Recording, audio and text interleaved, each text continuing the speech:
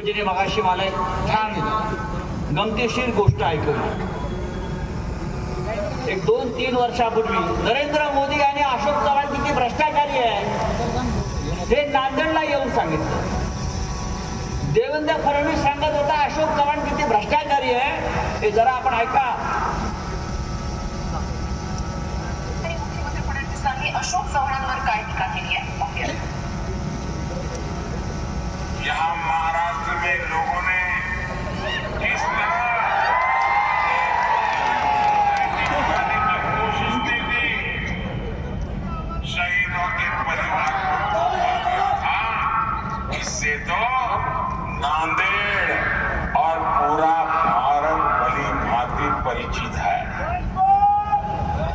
आप जानते हैं ना वो कौन है? पता है?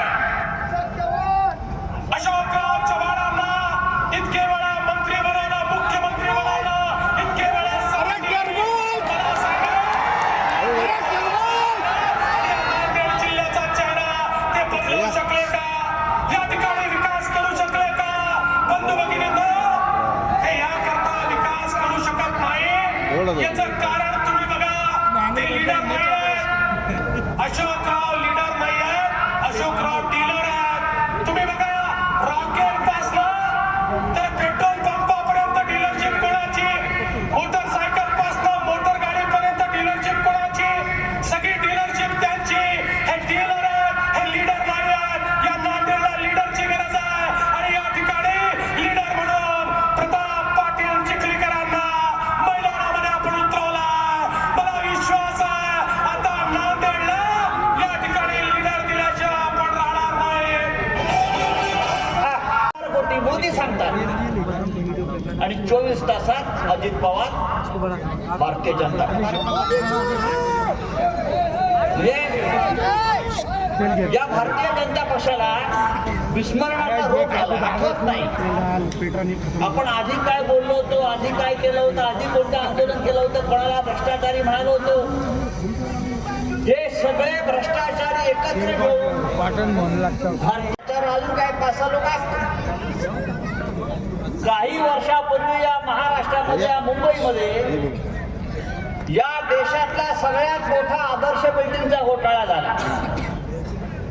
बिल्डिंग 4 माळ्याची बांधायची होती. बिल्डिंग 4 माळ्याची.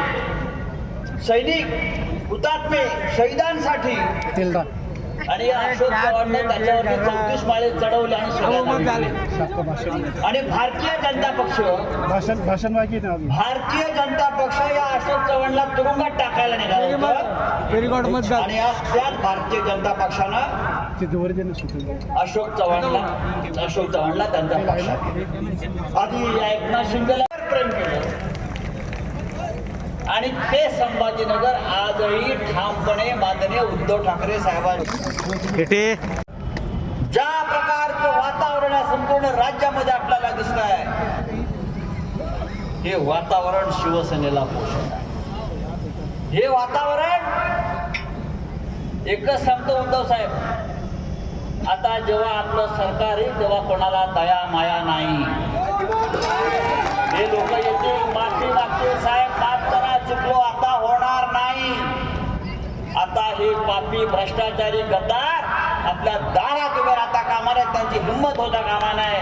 आणि खैरे साहेब, माननीय अंबादासजी दानवे असतील, आपले सगळे जे इथून गेले त्या मराठवाड्यातून, ज्या दिवशी माननीय उद्धव साहेब या राज्याच्या मुख्यमंत्री पदाची शपथ घेतील तेव्हा ह्यांना रस्त्यावर आणून काय करायचं हे ही जनता निर्णय घेईल. या गद्दारांविषयी लोकांच्या मनातला संताप, लोकांच्या मनातला राग, लोकांच्या मनातला चीड या गद्दारांविषयी आम्हाला जागोजाग दिसते. आणि खास करून या संभाजीनगरात झालेली गद्दारी ही आमच्या जीवारी लागते. ज्या औरंगजेबाच्या या कबरी समोर, थडग्या समोर जे घुडके टेकतात त्यांच्याबरोबर आपण गेलात काही असेल. पण एक सांगतो,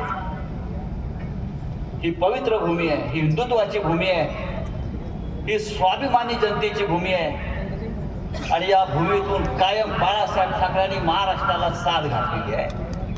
हे संभाजीनगर स्वस्थ बसणार नाही, हा मराठवाडा स्वस्थ बसणार नाही.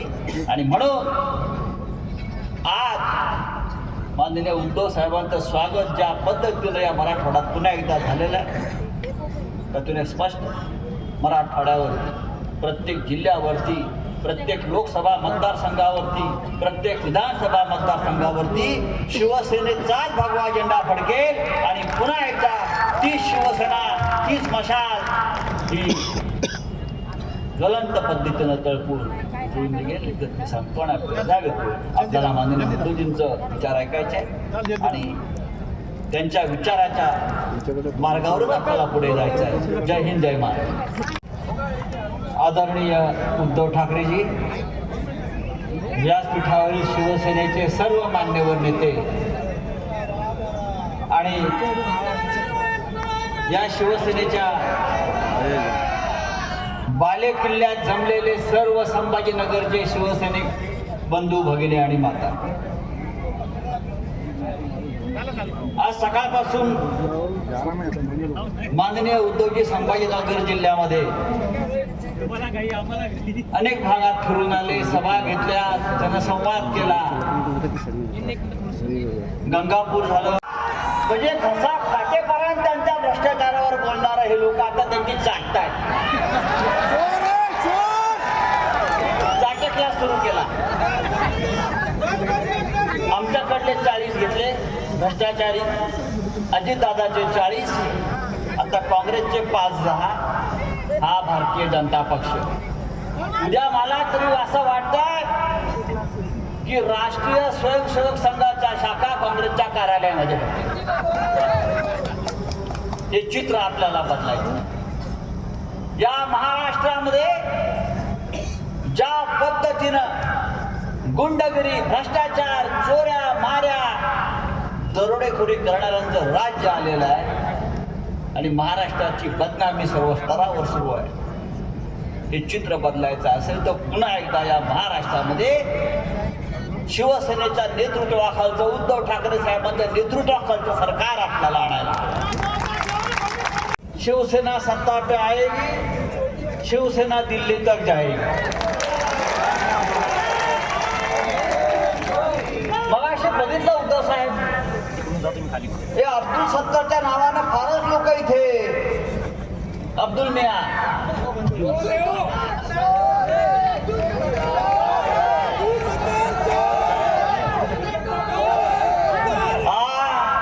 आता हा चोर पुढल्या 4 महिन्यात जेलमध्ये गेल्याशिवाय राहणार नाही. या महाराष्ट्रामध्ये आपलं सरकार आहे, दिल्लीमध्ये आपलं सरकार आहे आणि त्याचा हा प्रत्येक घोटाळा, हा अब्दुल सत्तार किमान 12 ते 15 वर्ष जेलमध्ये राहील. एवढे मोठे घोटाळे आहेत. पण काय झाले आता, घोटाळा करायचा आणि भारतीय जनता पक्षात जायचं. घोटाळा करने का जाने का भारतीय जनता पार्टी. एक नवीन नारा आलेला आहे, नवीन नारा, नवीन घोषणा. भ्रष्टाचाराचा एकच नारा, तुरुंगापेक्षा भाजप बरा.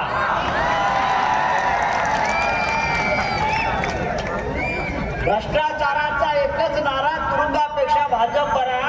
आज हा नारा अशोक चव्हाणांनी दिलेला आहे.